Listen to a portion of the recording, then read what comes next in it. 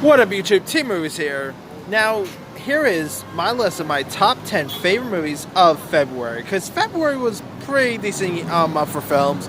And I saw some pretty decent ones. I also saw some crap in February too. But most of there was some really good ones. So, that being said, here's my top 10 favorite movies of February. Alright.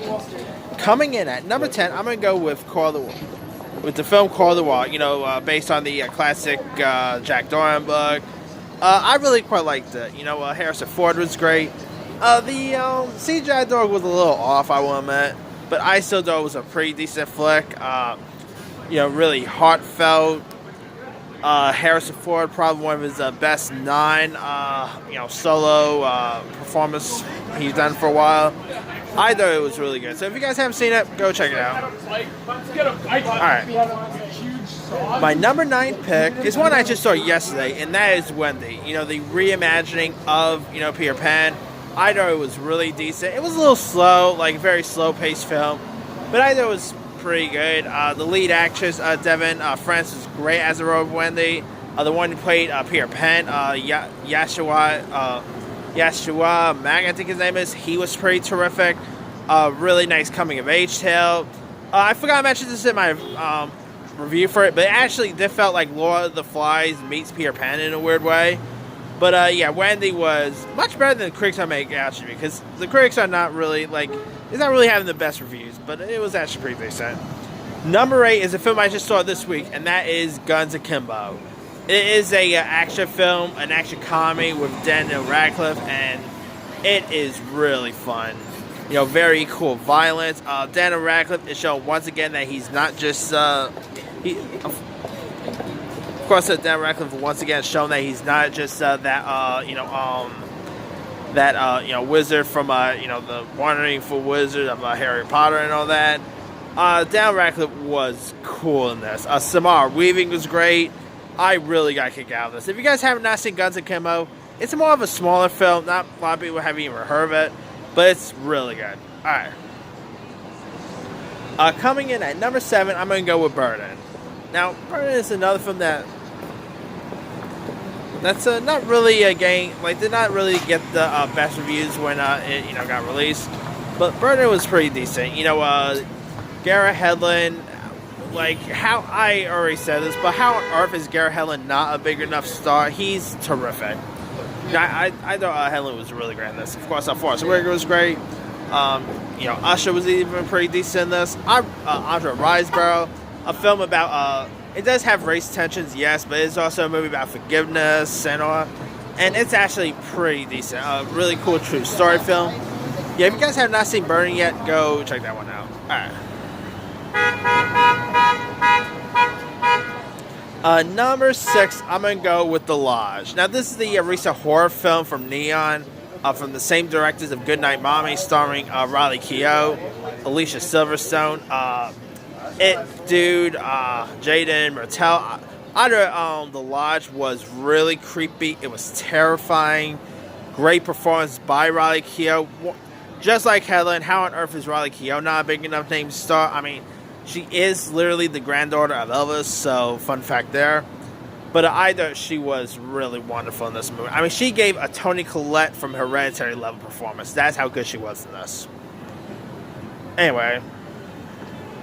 Number 5, I'm going to go with Impractical Jokers, the movie. Now, I rarely have seen the TV show, but the movie Impractical Jokers was really funny. It was like a very toned-down PG-13-ish version of Jackass. I thought the main guys was all really great. Love the cameos by Paula Abdul, Joey Fatone, and all. Yeah, the Impractical Jokers movie, even if you have not really seen the TV show, I think you'll actually enjoy the movie. So if you guys haven't seen it, go check it out. And can't wait for True TV to give us Billy on the Street, the movie. Anyway. Alright, coming in at number 4. Alright. Number 4, I'm going to go with Come As You Are. Now, Come As You Are is a pretty funny, raunchy, sex comedy and all that. And Come As You Are is most people probably find it a little offensive and all, because it is a film about 3 disabled guys who decide to take a road trip so they could lose their virginity. And Come As You Are is hilarious. It is very heartfelt. The lead actors in this are pretty decent. I thought Grant Rosenmauer was pretty good. Ravi Patel, the dude from Edge of 17 was in this. You also had Gabrielle Sidibe. Some really great performances. This movie is probably one of my favorite, first great comedy of the year. If you guys have not seen it, it's a really nice little film.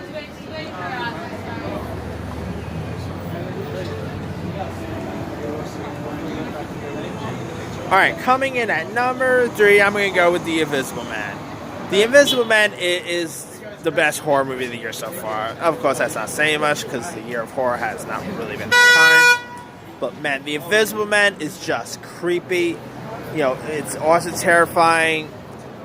Great effects. Elizabeth Moss gave a really great performance. I really enjoyed this film, and it shows once again that you could do these Universal Monster movies without making them into a full-on action film like they did with The Mummy or Dracula and Toad, and they did a great job with this. So hopefully we'll get a sequel down the line, because I'll be down to check out that one. Alright, coming in at number 2, I'm going to go with Birds of Prey. Now, this movie is actually pretty fun. Margot Robbie, once again, as the role of Harley Quinn, was really terrific. Ewan McGregor as the villain Black Mass was great. It was, I guess you say it was like a female version of Deadpool. That's how I really put it here.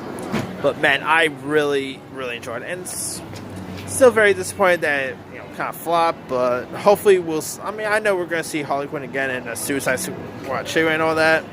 But hope we get another Harley Quinn movie, because man, Birds of Prey was much better than it had any intentions being. Alright, my number 1 favorite movie of February goes to Sonic the Hedgehog.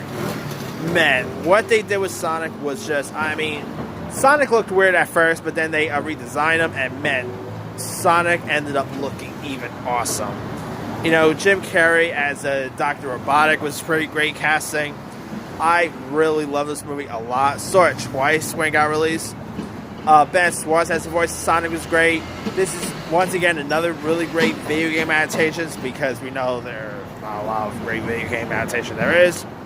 But, I really got a kick out of it. And hopefully we'll get a sequel, because it's not doing bad in the box office. So, fingers crossed we'll get a sequel, because the ending really leaves the film opening with a sequel. So, or leaves the film wide open for them to do a sequel. So, hopefully we'll get a sequel down the line. Anyway, that's pretty much it. Let me do the quick rundown.